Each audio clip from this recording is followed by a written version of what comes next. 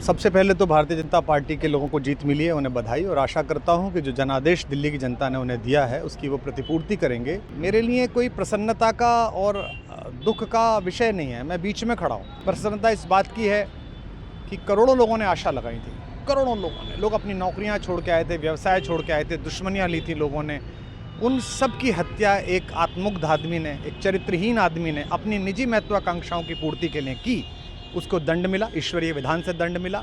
आज टीवी पर जब जंगपुरा का निर्णय आया और सामने दिखाई दिया कि मनीष हार गया, तो सदा तटस्थ रहने वाली और राजनीति से विरत रहने वाली मेरी पत्नी जो है, उसकी आंख में आंसू आ गए, वो रोने लगी। क्योंकि उसी से उसने ये कहा था कि अभी तो है ताकत, और उसने कहा था भैया ताकत सदा तो नहीं रहती। तो ये अहंकार आशा करता हूँ अगले लोग नहीं करेंगे, जो बाकी दल है वो नहीं करेंगे, इससे सबक लेंगे। सबसे पहले तो भारतीय जनता पार्टी के लोगों को जीत मिली है, उन्हें बधाई। और आशा करता हूँ कि जो जनादेश दिल्ली की जनता ने उन्हें दिया है उसकी वो प्रतिपूर्ति करेंगे।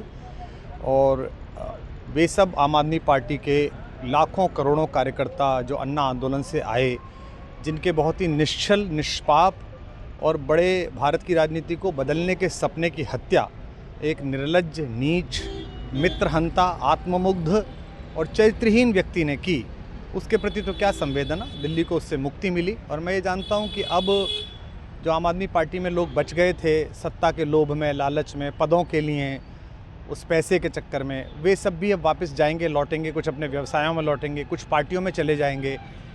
और पतन यहाँ से प्रारंभ हुआ है उन लोगों का। मेरे लिए कोई प्रसन्नता का और दुख का विषय नहीं है, मैं बीच में खड़ा हूँ। प्रसन्नता इस बात की है कि करोड़ों लोगों ने आशा लगाई थी, करोड़ों लोग अपनी नौकरियां छोड़ के आए थे, व्यवसाय छोड़ के आए थे, दुश्मनियां ली थी लोगों ने। उन सब की हत्या एक आत्ममुग्ध आदमी ने, एक चरित्रहीन आदमी ने अपनी निजी महत्वाकांक्षाओं की पूर्ति के लिए की। उसको दंड मिला, ईश्वरीय विधान से दंड मिला। प्रसन्नता इस बात की भी है कि न्याय हुआ। आज जब कहना नहीं चाहिए, लेकिन आज टीवी पर जब जंगपुरा का निर्णय आया और सामने दिखाई दिया कि मनीष हार गया, तो सदा तटस्थ रहने वाली और राजनीति से विरत रहने वाली मेरी पत्नी जो है, उसकी आंख में आंसू आ गए, वो रोने लगी। क्योंकि उसी से उसने ये कहा था कि अभी तो है ताकत, और उसने कहा था भैया ताकत सदा तो नहीं रहती। तो ये अहंकार आशा करता हूँ अगले लोग नहीं करेंगे, जो बाकी दल है वो नहीं करेंगे, इससे सबक लेंगे। और दिल्ली के नागरिकों को मैं अच्छे शासन के लिए बधाई देता हूँ। अब भारतीय जनता पार्टी अपने नेतृत्व में सरकार बनाकर दिल्ली के जो दुख थे पिछले 10 वर्ष के, उन्हें दूर करे।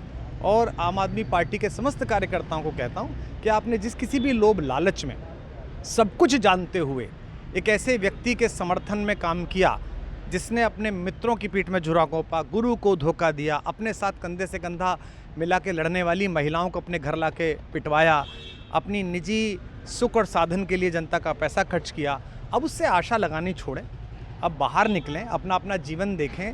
मुझे राघवेंद्र सरकार राम की कृपा मिली, जिनका ये घर है, जिनकी कृपा से मैं यहाँ खड़ा हूँ। मुझ पर कृष्ण कृपा हुई कि मैं इस निर्लज्ज सर्कस से बाहर आ सका। मैं उन सब से भी अच्छे भविष्य की कामना करता हूँ कि वो कोई गंदगी ना फैलाएं कहीं भी, वो लौट जाएं अपने शिविरों में। जिस तरह माधव को, कृष्ण को दूत देख कर भी भरी सभा में अट्टहास करने वाला दुर्योधन जो ये कहता था सुचिग्रम नैव दास्यामि बिना युद्धे न केशवः, बिना युद्ध के 5 गांव भी नहीं दूंगा, आज वो अपनी सीटों के लिए तरस रहा है।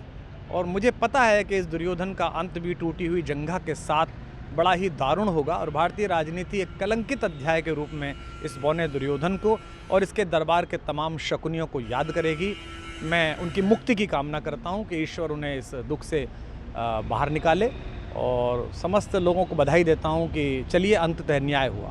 सर, बात करें दिल्ली के चुनाव या यूपी के उपचुनाव मिर्ज़ापुर को लेकर, चुनाव आयोग पर तमाम तरह के आरोप लगाए जा रहे हैं। अखिलेश यादव ने कल कहा कि वहाँ उपचुनाव में मिलकर, ये राजनीतिक विषय है, इस पर मैं राजनीतिक कार्यकर्ता नहीं हूँ, तो इस पर मेरी टिप्पणी शोभनीय नहीं है। वो आपस में सब जाने।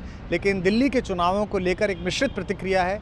दुख है कि अन्ना आंदोलन से एक ऊर्जा जो पैदा हुई थी, जिससे देश में एक सकारात्मक बदलाव हो सकता था, एक वैकल्पिक राजनीति हो सकती थी, उसकी हत्या एक अहंकारी आदमी ने, एक आत्ममुग्ध और असुरक्षित आदमी ने कर दी।